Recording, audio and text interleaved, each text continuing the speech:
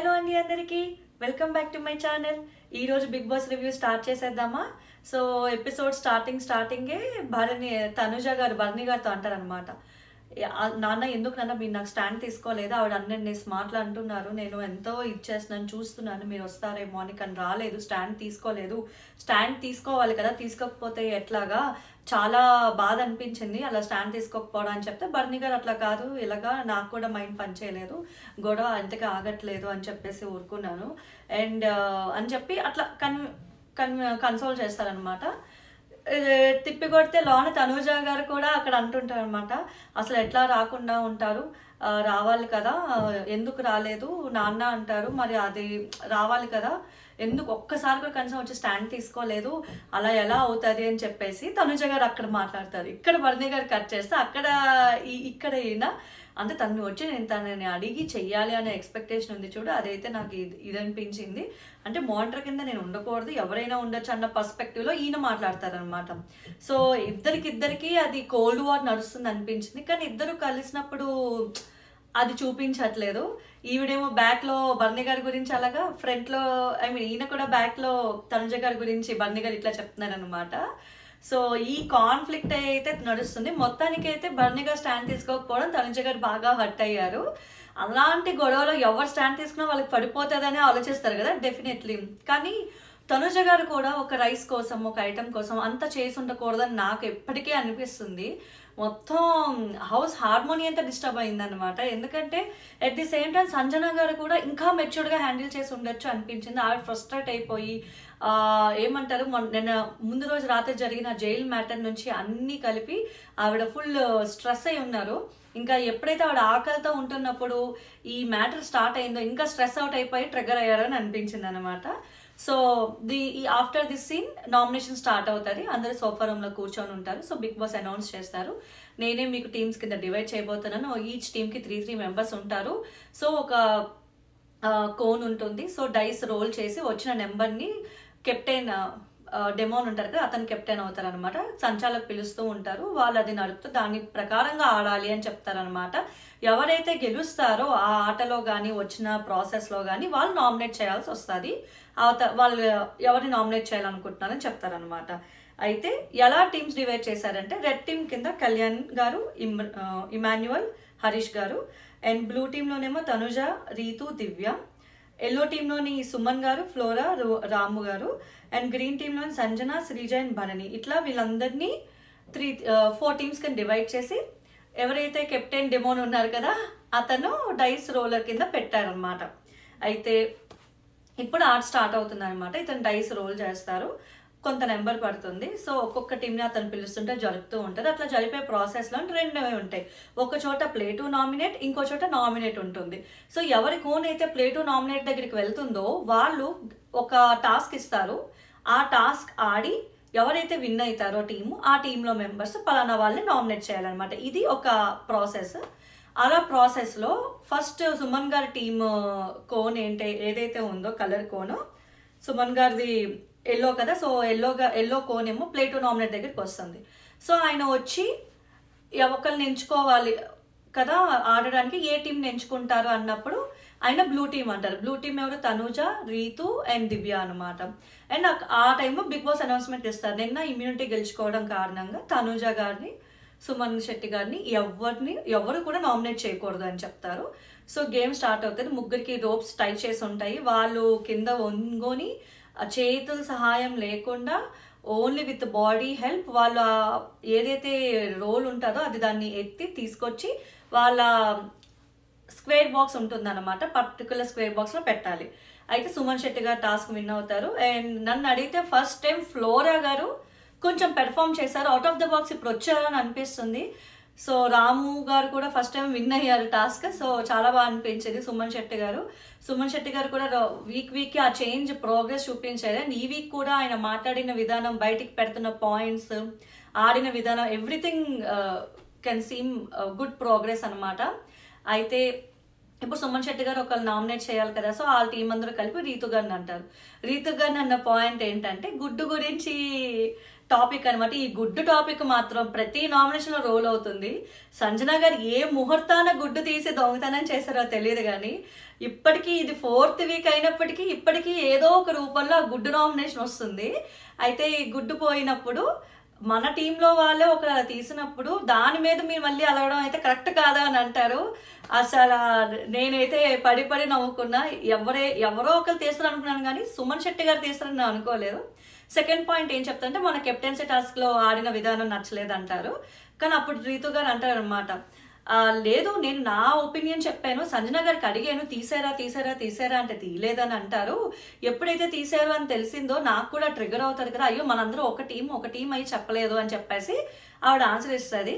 ఇంకా ఎప్పుడైతే last week జరిగిన టాస్క్ గురించి ఆ సంచాలక్ గురించి చెప్పేసరికి ప్రతి వారం ఇంకేస్తూనే ఉంటారా, ఇంక ఇదే పాయింట్, మీకు ఇంకేం దొరకలేదా, వ్యాలిడ్ గా వెయ్యండి, ఏదో వెయ్యాలని కాదు అని చెప్పి రీతు ఫుల్ అవుట్ బస్ట్ అవుతుంది అనమాట. ఇంకొక ప్లేస్ లో ఉండదు ఆమె.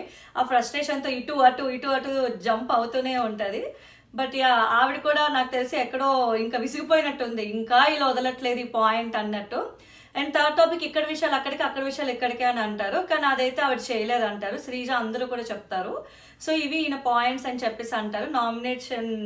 నామినేటింగ్ రీతు అని చెప్తారనమాట. ఎవరైతే నామినేట్ అవుతారో మెల్లో బోర్డు వేసుకోవాలని చెప్పారు. సో నామినేటెడ్ అని బోర్డు ఉంటుంది, అది వేస్తారనమాట. రీతు మాత్రం అంటారు బేస్లెస్ గా వేస్తున్నారు, అసలు ఇవైతే కరెక్టే కాదు, జెన్యున్ గా చెప్పండి అన్న, జెన్యున్ గా వేయండి అని అంటారు. సో హోరాహోరీగా డిస్కషన్ వెళ్తుంది. So after that nomination again మళ్ళీ బజన్ మోగుతుంది. ఇతను డెమోన్ పవన్ డైస్ వేస్తూ ఉంటారనమాట. రోల్ చేశాక Bharani garu green team plate nominate వస్తుంది అనమాట. అయితే భరణి గారు మళ్ళీ ఎల్లో టీమ్ నే సెలెక్ట్ చేస్తారు, సుమన్ గారి టీమ్ ని. ఈసారి సుమన్ గారు వాళ్ళు అది టాస్క్ ఓడిపోతారు, సేమ్ టాస్క్ అయినా అనమాట. సో భరణి గారు విన్ అవుతారు. వీళ్ళ టీము భరణి గారి టీం శ్రీజ, భరణి అండ్ సంజన గారు. అయితే నామినేట్ చేయాలి కదా ఒకరిని. సో భరణి గారు వచ్చి ఫ్లోరా గారిని నామినేట్ చేస్తారు, ఎందుకంటే లాస్ట్ వీక్ ఇమ్యూనిటీ వచ్చింది.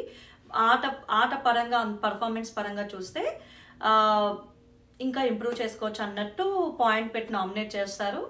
సో అందుకని చెప్పి మామూలుగా ఇతనే కాదు టీం అంతా కూడా కలిపి ఆ డెసిషన్ తీసుకుంటారు. సో ఫ్లోరా గారు కూడా దాన్ని యాక్సెప్ట్ చేస్తారు. సో బర్నీ గారు అంటారు చాలా థ్యాంక్స్ అని, చాలా స్పోర్టివ్గా తీసుకొని వెళ్తున్నందుకు అని చెప్పేసి.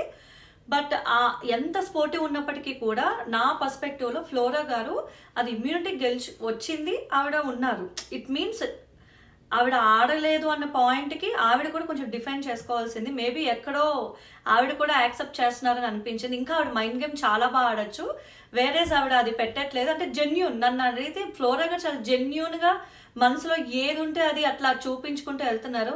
హౌస్ మొత్తంలో ఎవరు జెన్యూన్ అడిగితే అది ఫ్లోరా గారు అని చెప్పచ్చు, ఉంటే ఉందంటారు లేకపోతే లేదని అంటారు. కానీ కొన్ని చోట్ల మాట్లాడాల్సి వచ్చిన చోట కూడా ఆవిడ మాట్లాడరు, నాకు ఎందుకులే అని చెప్పి ఊరుకుంటారు. మాట్లాడుంటే ఇంకా బాగుండేది. అండ్ థర్డ్ రౌండ్లో ఏంటంటే వీళ్ళకి నామినేట్ వస్తుంది అనమాట, సుమన్ శెట్టి గారు వాళ్ళకి ఎల్లో కోన్ టీమ్కి.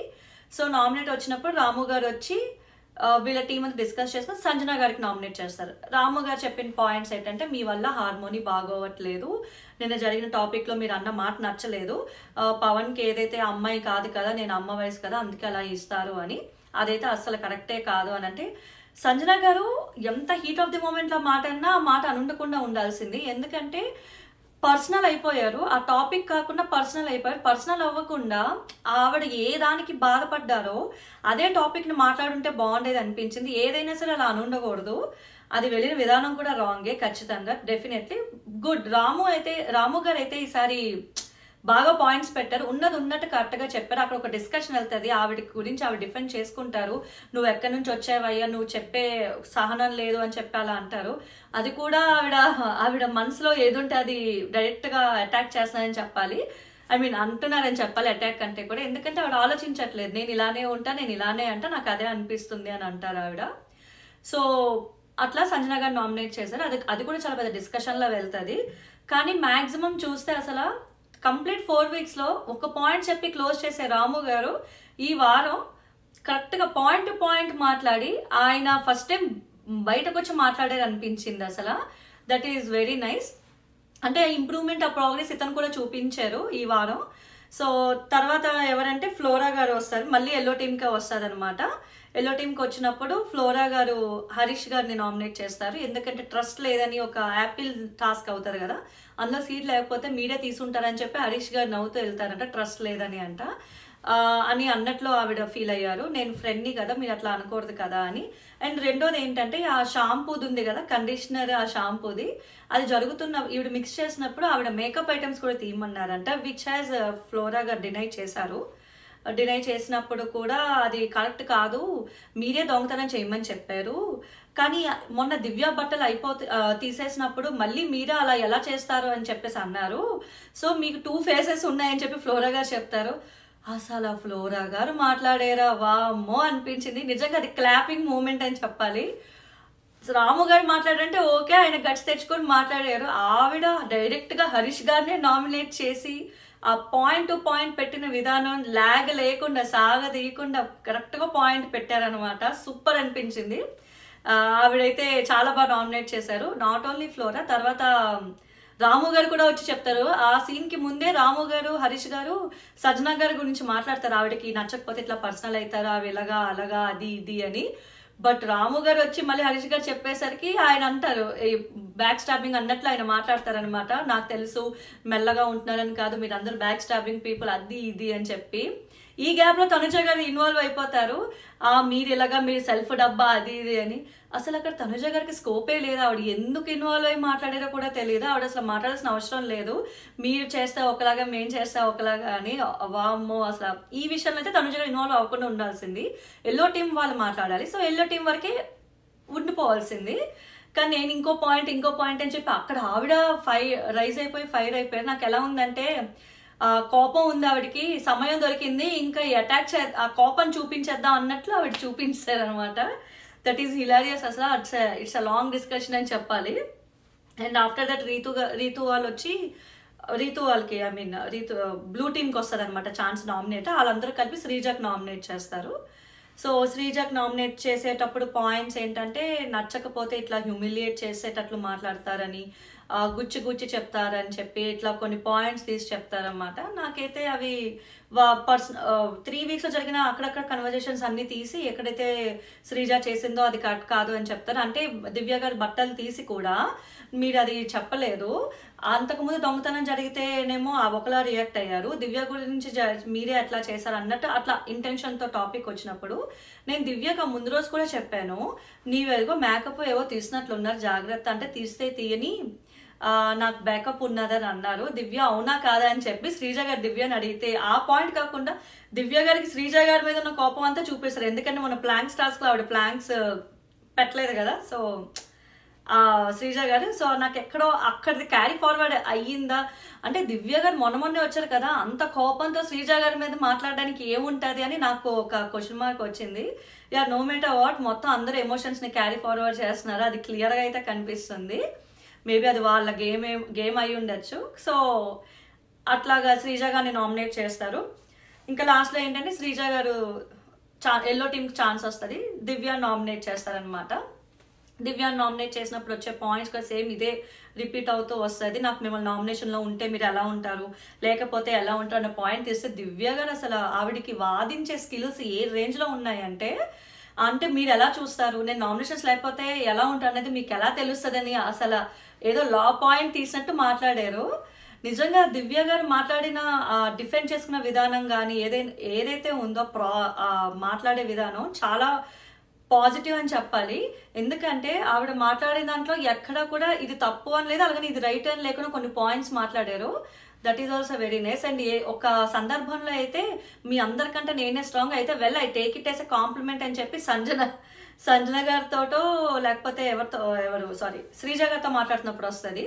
సంజన గారి విషయంలో కూడా సంజన గారు వచ్చి, అవును దివ్య మీ వల్లే నాకు డెమోన్కి కూడా గొడవ వచ్చిందని చెప్పేసి గ్రీన్ టీమ్కి నామినేట్ చేస్తున్నప్పుడు ఈవిడ కూడా వచ్చి చెప్తారనమాట, మీ వల్లే వచ్చింది, మీరు వచ్చి ఒక్కరోజు అయింది అయినా మాకు పెట్టేశారు ఇట్లాగా, మీరు అందరు మనుషులతోటి ఆడతారు, మీరు అలాంటి నేచర్ మీది అని అంటే, సో అయితే నేను అందరితో అలా ఆడిస్తున్నాను, అందరితో ఆడుతున్నా నేను అంత స్ట్రాంగ్ అని ఒప్పుకుంటాను నేను, సో నేను I take it as a compliment అంటారు అనమాట ఆవిడ అసలు సంజన గారు. అట్లాగా శ్రీజ అండ్ సంజన వాళ్ళ టీం కలిపి దివ్య గారు నామినేట్ చేస్తారు. సో టోటల్గా other than Tanuja all ladies అని నామినేషన్ అని చెప్పాలి. అంటే సంజన గారు, ఫ్లోరా, దివ్య, శ్రీజ అండ్ హరీష్ గారు ఉన్నారనమాట నామినేషన్లోని.